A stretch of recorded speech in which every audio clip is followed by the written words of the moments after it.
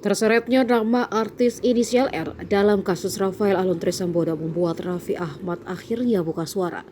Namun klarifikasi itu diutarakan melalui pengacara kondang Hotman Paris.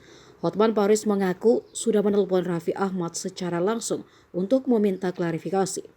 Dalam pembicaraan melalui telepon itu, Raffi Ahmad menceritakan yang sebenarnya terkait hubungannya dengan isu gratifikasi yang menimpa ex-pejabat Ditjen Pajak. Kepada Hotman Paris, Raffi Ahmad mengaku tak mengenal sosok Rafael Alun. Hotman Paris pun menegaskan bahwa rumor yang beredar artis berinisial R adalah Raffi Ahmad tidaklah benar. Pernyataan itu Hotman Paris sampaikan di Instagram pribadinya lewat rekaman video. Unggahan Hotman Paris itu pun langsung dikomentari Raffi Ahmad. Sultan Andara tersebut mengucapkan terima kasih karena dibantu mengklarifikasi berita yang sudah beredar.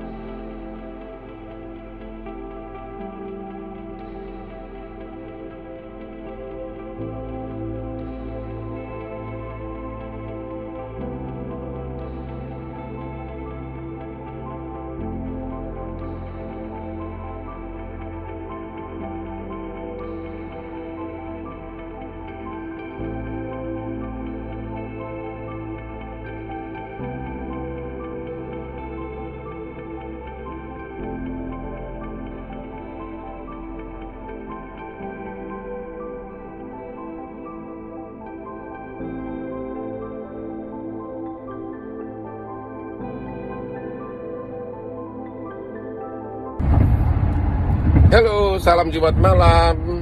Beredar berita viral seolah-olah kasus pajak Rafael